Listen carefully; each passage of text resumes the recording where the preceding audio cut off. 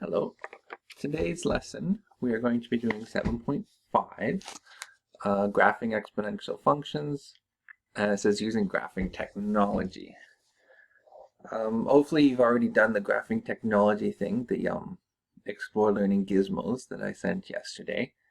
If you haven't, that's okay. You can still try it. It doesn't matter if you do it in a different order than what I post, but definitely try it because it'll give you a better understanding for the different types of exponential functions.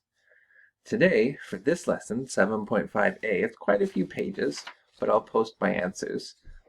Most of it is exploratory or discovery, so it's not too challenging. But I'm going to go over a summary of what you're supposed to get in this video, and then definitely try them, and I'll post my answers alongside with this video. Now, the main thing I want you to understand from this lesson is the difference between an increasing exponential function and a decreasing exponential function. So part A says to graph f at x, or y equals 2 to the power of x. So let's just do that here. Y equals 2 to the power of x. There we go. Where's my mouse? There we go. So you can see that this exponential function, if we're going from left to right, which is what we usually do, it increases very dramatically. So this is called an increasing exponential function.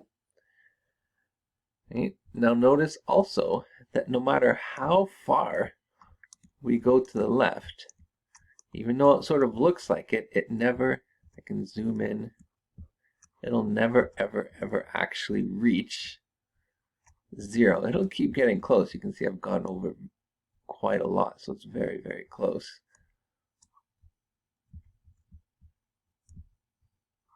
But you'll never actually get there.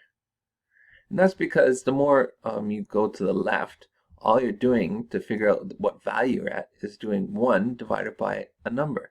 And the more left you go, the bigger that number it is. But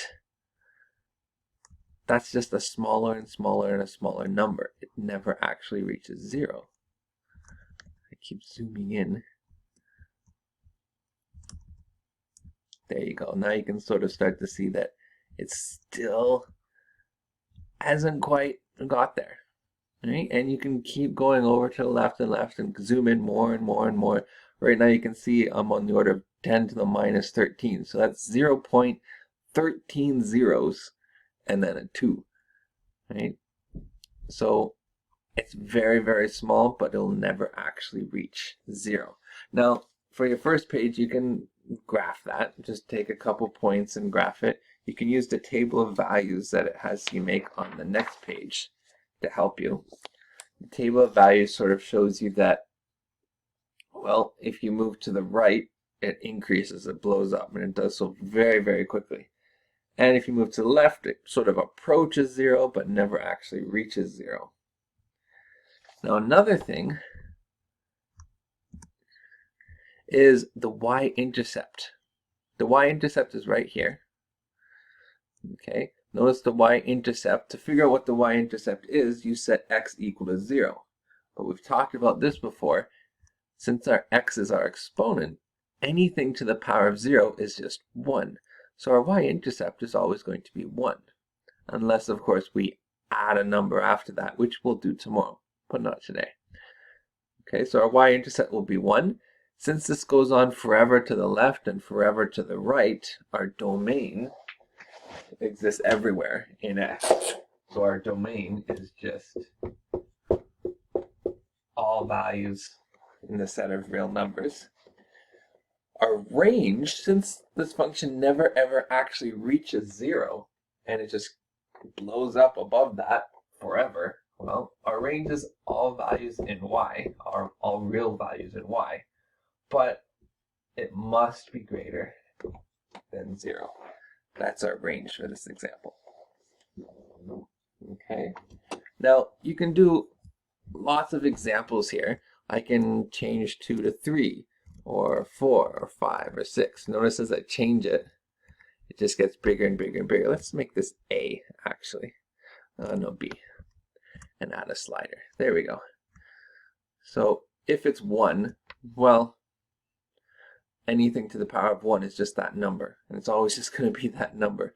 So you just get a horizontal line. That's not interesting. So we're not really going to look at this case because that's not an exponential.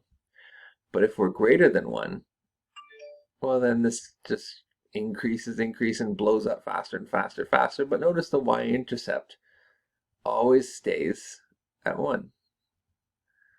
And it's just that bigger that base number is in that exponent, it's just the faster we climb. But if we go below 1, something else happens. This happens. So it becomes a decreasing function. Okay? Any number between 0 or 1 becomes a decreasing function, because if you look at it from left to right, it's actually dropping, okay, and becoming a smaller and smaller number. Okay, if we go into negative numbers, well, we're not going to worry about that. Okay, we're just going to stay between 0 and 1.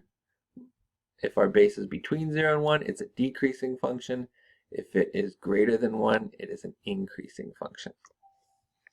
Okay, and again, you can graph. The example that's on here is 0.5 or just 1/2. So if you want 0.5 right there, you can graph that here. Okay, pick some points. You can use the table of values on the next page to help you. Okay, the domain and range, still the same. Notice that the further right we get, we approach 0, but we never actually reach it. So our range will always be greater than 0. Okay, so definitely I want you to try go through these pages. Okay, and on the back, okay, of, well, the back of the last page, there's quite a few pages here. Okay, looks like this. So on this page, it gives you 6 different graphs, and you have to match them. So let's look at the first one. Oh, no, sorry, you don't have to match them. You just have to describe them. First one says the value at f at 0. Well, that's 1. Right? That's your y-intercept. That's always 1. It's 1 all the way down your chart, your column.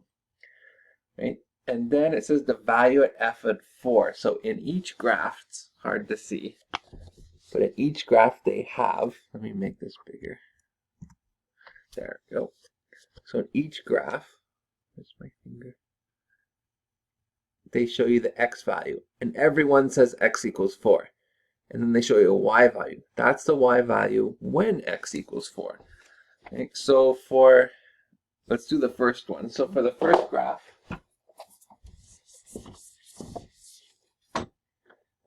figure 1, value of f equals 0, f equals at 0 is 1.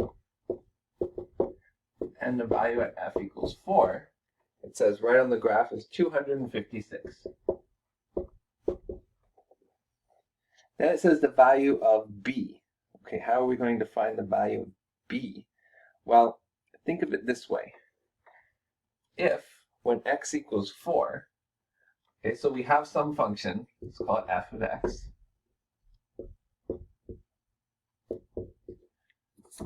And that's going to be equal to b to the power of x. That's our function. But we don't know what b is, but we know that when f is 4, the function equals 256, and that's b to the power of 4. So we can solve for b, right? If this is to the power of 4, we do the opposite, and we take the 4th root of 256. So you can plug that in onto your calculator. I'm not sure what your calculators look like, but on mine, if you can see, I have a button right up here, and I hit shift and that button, and that pops up, and I just write 4th root of 256 equals 4.